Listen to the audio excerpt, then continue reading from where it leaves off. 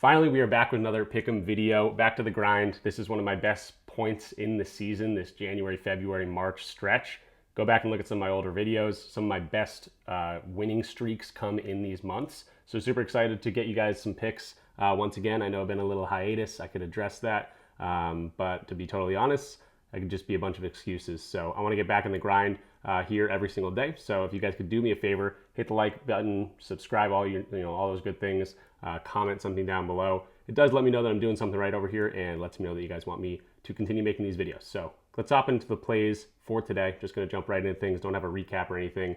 Yeah, let's hop into the plays for today and get you guys some going on some good plays because we got a lot of good games today. So yeah, it looks like 12 games today, which is awesome. I'm going to give you guys a ton of different plays. Usually I cap out at like 5. If I see the value, I'm going to give you guys like 7 or 8 plays today just because you deserve it, and I want to get a lot of action down today. I'll be at this Celtics game. Bought these tickets a long time ago. Unfortunately, going to be no Jokic. That's kind of the reason I bought them. I don't think I've ever seen him play live, but should be a fun one anyway. Jaylen Brown, MVP status this season. But yeah, ton of good games. So let's hop into Props Madness like we always do. If you want a great tool where you can like dive deep into plays, see how defenses play. They've just revamped this tool too about a week or two ago and just made it easier to even use.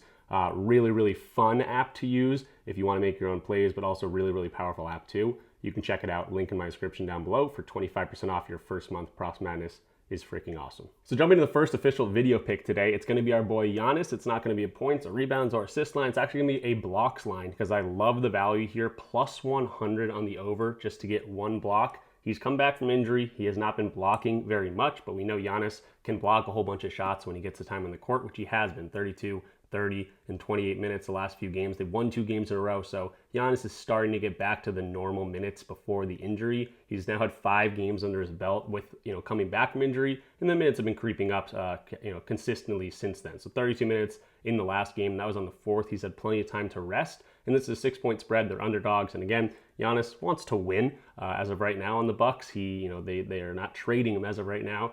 Trade deadline's coming up. He's voiced some concerns, but we'll see what the Bucks do. Giannis, again, very loyal guy, and he wants to be winning on this team. So 6-point spread, they're underdogs, but I think it's going to be a good game. This is not a team. This is a Warriors team he's going up against that does not get blocked a ton. 5th overall in terms of defensive ranking. In terms of blocks allowed per game, I could find that, but they don't get blocked a whole bunch. You can see positionally, it's nothing too crazy. 5 or less, 14 power forwards have been going over their blocks line. But this is Giannis, again, not been blocking recently, especially since that injury, but we know Giannis can block shots. He's over in 55% of games of the last 20.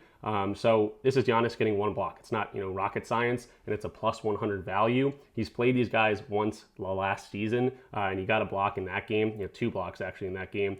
So this is a smaller, the Warriors team. I would not expect Giannis to be a liability on defense. He never is, one of the best defenders in the league. And we're not asking for 2 blocks, we're asking for 1 block. So this just looked really low to me, especially at a plus 100 value.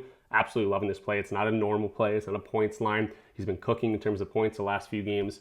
This is the 2025, 30 plus in the last 3 games as the minutes have been creeping back up. And again, they've won, 3 of the last 4 games. So they've been 4 of the last 5 games, 5 of the last 6 games. Since he's been playing, they've been winning, and that's kind of the recipe for the Bucks. So we're just asking for 1 block, not the craziest line in the world. It's really not rocket scientists or rocket science. I'm just going out there and saying, hey, Giannis to get 1 block for plus 100 odds. I'll take that any day of the week. Warriors, not the best matchup here, but positionally 22nd rank in terms of giving up blocks. So I don't mind this at all. Giannis just need 1 in there.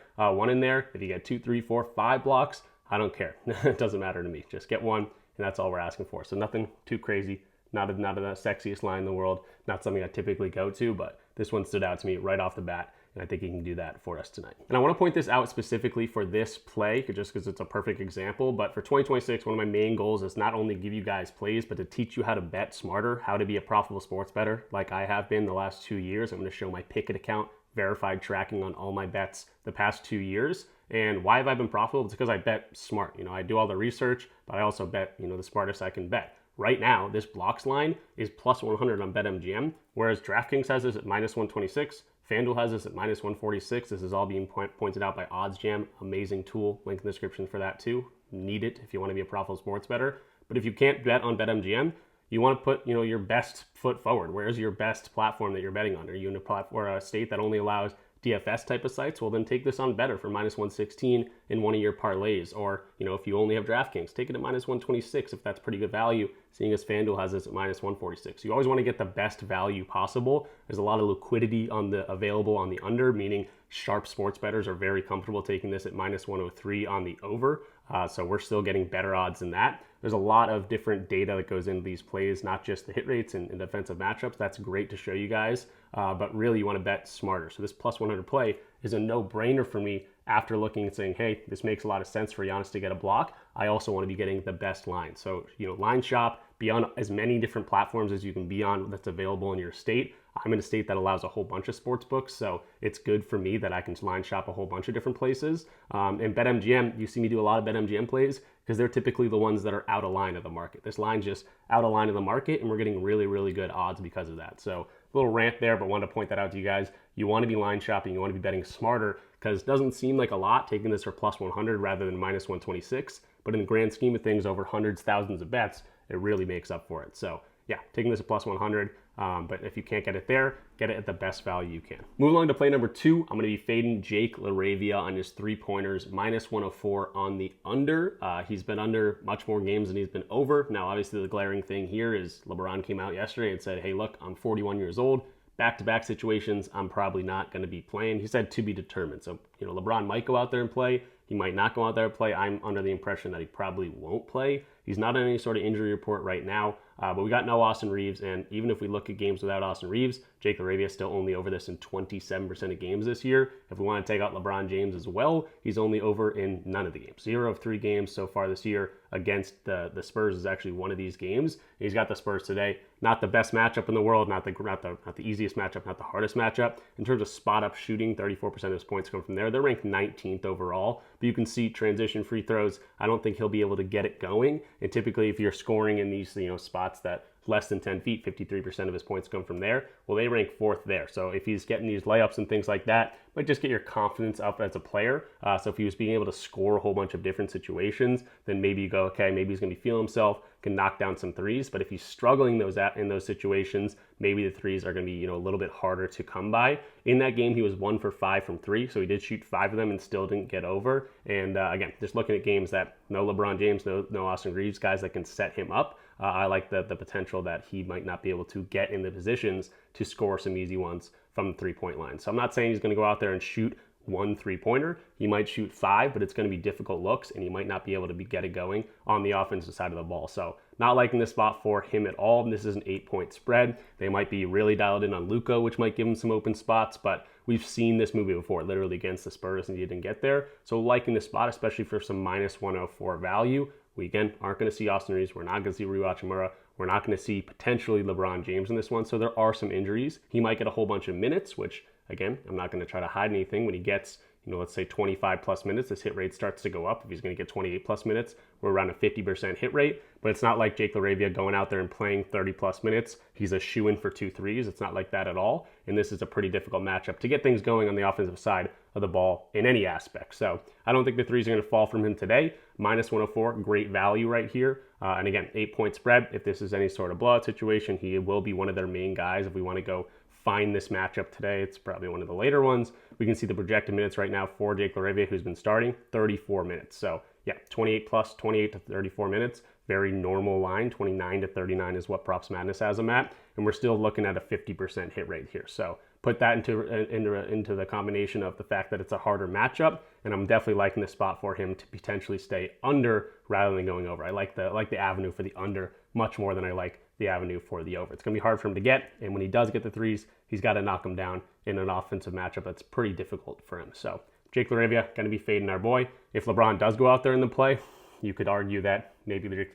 LaRavia gets more or less touches, or he gets more open shots because LeBron's a good playmaker. So you go back and forth on the LeBron aspect of things. But we saw the games that if LeBron doesn't play, if Austin Reeves doesn't play, it's not like Jake LaRavia becomes some humongous 3-point scorer. So that's a good data point to have. So really liking this under for Jake LaRavia. It's a back-to-back situation. We could see the back-to-back here too, any sort of back-to-backs. Yeah, under in every single game this year in back-to-back sets. So yeah, everything kind of going together to say, hey, the under looks a whole lot more promising than the over. So riding the under for Jake LaRavia. Sorry, dude. Next line I want to point out here is going to be Jusuf Nurkic. Now, you're going to have to wait till the end of the video to make sure this is an official video pick because I'm still kind of on the fence. It might be more of a lean here, but Nurkic has kind of been a dime machine. Over 3.5 assists is what I'm looking at, minus 129 on DraftKings right now. But he is going up against the Thunder, who have been struggling as of late. The Hornets, I thought they were going to go in there and destroy the Hornets. The Hornets ended up destroying them. So the Thunder are going to get back on track at some point. This is a very difficult matchup to get assists, really to score. This could be a blowout situation. It is a whatever point spread, 17.5 point spread. But Nurkic has been diming up, and I don't want to again shy away from anything because he's played these guys twice already. He had 3 and 2 assists, but he only played 22 and 20 minutes in those games. Now Nurkic is playing a whole lot more minutes. Now Walker Kessler wasn't in either of these games anyway. No Lauri Markkanen in this game too. And they lost both these games by 30 plus. So it's hard to beat a team 3 times by 30. So if it stays any bit relatively close, we can see, Nurkic is getting in the 30 minutes marks. If he gets that much time on the court, we can see minutes, expected minutes today, 23 to 33. He's over this in 73% of games. So you can't really shy away that hard. But again, this is against the Thunder. They're going to destroy a team at some point, and they've been struggling. So maybe more of a lean, but definitely wanted to point it out. It's not a bad play at all, especially if you can find this on any sort of DFS platform. I'd definitely rip it there, like a PrizePicks or an Underdog. I'm not sure if it is available right there. I guess we could check real quick. But this could be like a good PrizePicks, good Underdog type of play if it is available there, because we're getting decent value. It looks like it's available on Betr for minus 116. If you throw it in a 5-man or even a 3-man, it'll be good value, because every other book has this around minus 129 to be the next best odds over on DraftKings. So it could be a blowout situation, but Nurkic in 23 to 33 minutes, which he's been getting very consistently since Kessler's been out. Really, really good hit rate. But again, matchup is going to be the difficult part here. But positionally, players are still going over their assist line 55% of the time on the entire season. And again, especially recently as they've been struggling a little bit more. But Nurkic, 4 assists, has been over 73% of games when he's getting that much time on the court. Moving to the next play, I like Alex Sarr's potential to grab some boards today. 7.5, it's minus 135. It's pretty juiced, so meaning I'll probably do this as like a 0.8 value play and then throw 0.2 units on like a 10 plus rebounds line to try to get, the 1 unit on Alex Sarr. But yeah, I like this potential rebound matchup for him. He's not been rebounding amazing the last few games, but they have won the last 3 of 4 games, which is good to see for the Wizards. And they're going up against the Philadelphia 76ers, who are giving up a lot of rebounds.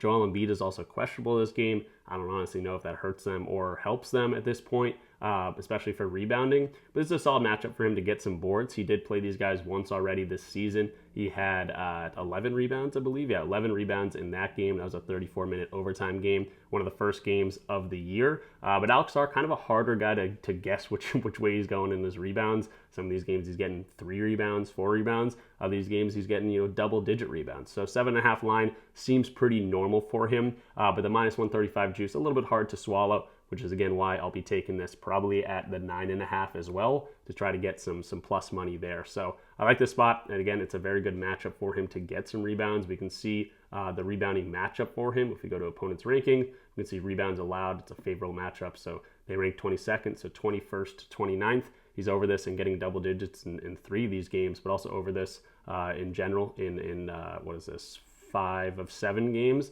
So maybe you could even just get the plus money at the 8.5 line. I was just looking at the alternative lines. Again, we're taking this at minus 135 on the 7.5, but you could also take this at 8.5 for looks like plus 105 on ESPN Bet, which is now called The Score, or on Fliff. And if you want to get a little bit crazier with it, you can go to BetMGM and get this for plus 200 for the 10 plus rebounds. So I do like the spot for him to grab some boards. I think it will be relatively close. It's a 14-point spread, but the Wizards have been playing pretty good. The 76ers Joel Embiid is questionable, so that could hurt this if he doesn't end up going out and playing.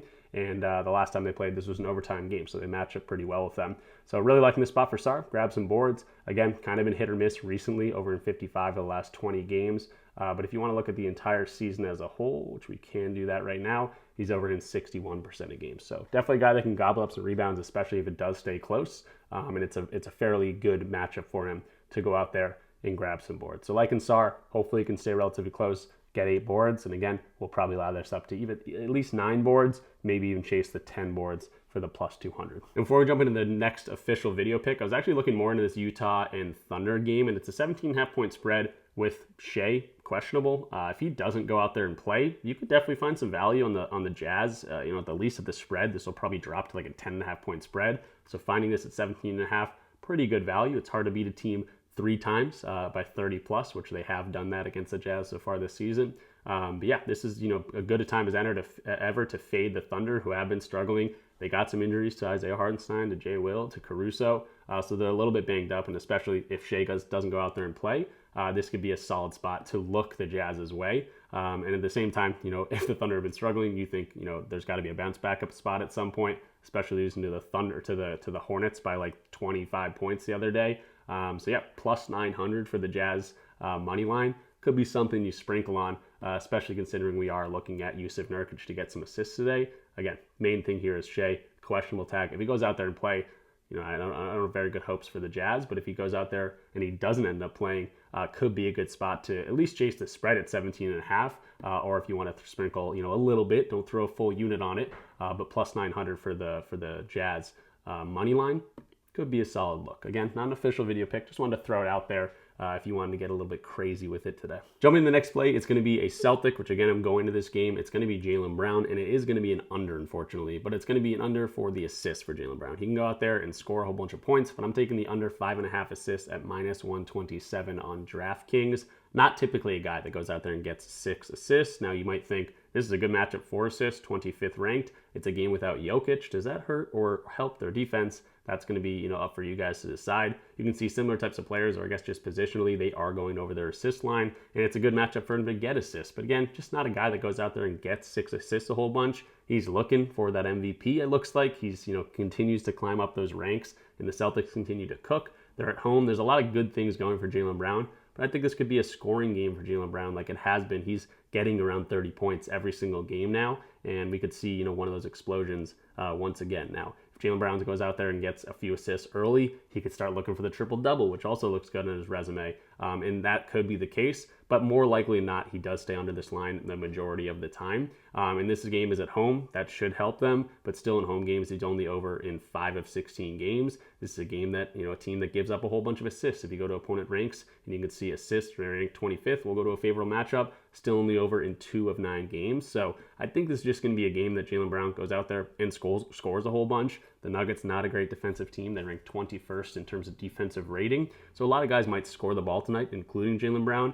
But again, just more likely than not, he stays under this line. So I'm just going to track off the data here at 5.5 and look at the under at minus 127. Again, a little bit juice. We are attacking some juice lines. We had a plus 100 for the Giannis line, a minus 104 line we also attacked. But I want to get some wins on our belt as we return. And minus 127, not the craziest juice in the world, especially considering the hit rates there to be able to justify that. So Jaylen Brown, I love the dude. Go out there and score 40 points tonight. Just don't be diming up to these guys. And, the Celtics maybe knocking down everything at home. We'll see. And then maybe he falls into some assists. But it is a good thing to see that, the best part of their defense in terms of not allowing assists, still not great, 12th ranked, but is that above the break 3-pointers line, which 42% of his assists come from that spot. So if they're slowing down some sort of assists, it would be those above the break threes, which we know the Celtics like to jack up. We'll see if they're knocking them down. We'll see if Jaylen Brown's passing to him. But again, grand majority of the time, he is not going over this line. It's not just based on hit rate or anything like that. I still think this is a great value, minus 127. If this was minus 150, I'd probably stay away from it. But yeah, liking the spot for Jaylen Brown.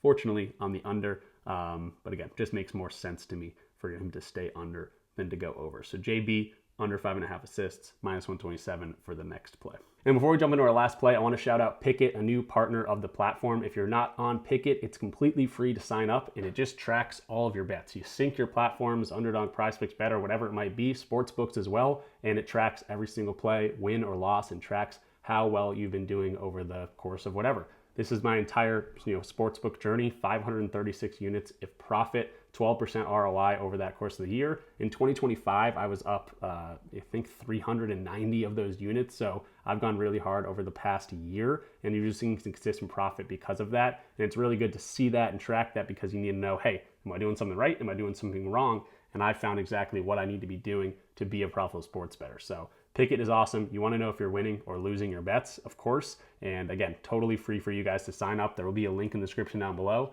And when you use my code to sign up and you sync one sportsbook that you have, you should sync all the sportsbooks you have, but at least one sportsbook that you have, you're going to get $3 or $100.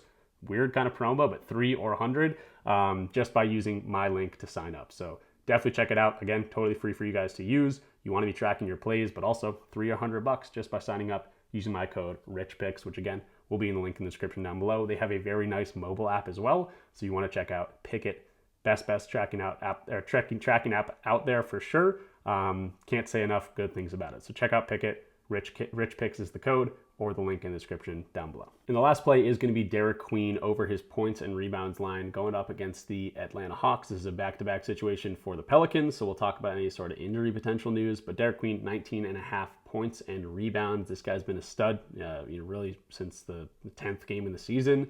Turned into a triple-double threat after that huge game. One of the best rookies in the class for sure. This rookie class is looking great. And he's got a great matchup to score some points. To see where he scores, 65% of his points coming right in that interior. The Hawks very, very weak in terms of interior defense. They rank 28th there. Within 10 feet, they rank 23rd. 80% of his shots are coming there. How does he score? Isolation, free throws, two of his best options. He also scores in transition, putbacks. Again, this defense just isn't great overall. They rank 16th overall, but you can see a lot of green in this column that's popping up. You can see assists allowed, they rank 26th, which we're not going to, but it could be just a good game overall if you're feeling yourself. Again, if you're diming up, maybe that means you're just playing better, which could translate to more points, more rebounds, whatever it might be. But defense to, his dominant player type, his dominant scoring position, his rebounds allowed, they rank 25th. Defensive rank to position, points in the paint allowed. Really, really good matchup for Derik Queen to play really well. And we saw that in the head-to-head matchup against these guys. This is a game without Zion. This is a back-to-back. We might not see Zion tonight. He had 29 points and rebounds there. But even in games with Zion, he's been pretty good this season. You see games with Zion over in 45% of them, but over the last 20. But recently, been really, really good. Especially getting close, at least in some of the games over this last 10-game stretch, which has been great. And again, we just got a great matchup for it today. The last thing we'll point to is the back-to-back situation. The last 4 back-to-backs he has gone over. Again, young dude, been playing a decent amount of minutes in those games as well. And this is a 10-point spread, sure. And the Pelicans are not not a very good team and not been playing very well. But hopefully they can keep it relatively close, and he can just get his 25 plus minutes, and he should be able to get there. In games that he's seeing 25 plus minutes, by the way, I guess we can go suggested minutes, expected minutes, 24 to 34, over this in 50% of the games. If he can see 26 plus minutes, it just starts to creep up as the minutes start to go up, obviously. So if he's going to see 28 or so minutes, 28 to 30 minutes, if it can stay close, which hopefully it can, this just looks better and better. So Trae Young saga in Atlanta is coming to an end. They got that to deal with, and maybe they catch him slipping there, and the Pelicans keep this thing close, and Derik Queen gets a whole bunch of time on the court. So Derik Queen, 19.5 points and rebounds in a back-to-back situation for the young guy in a great matchup.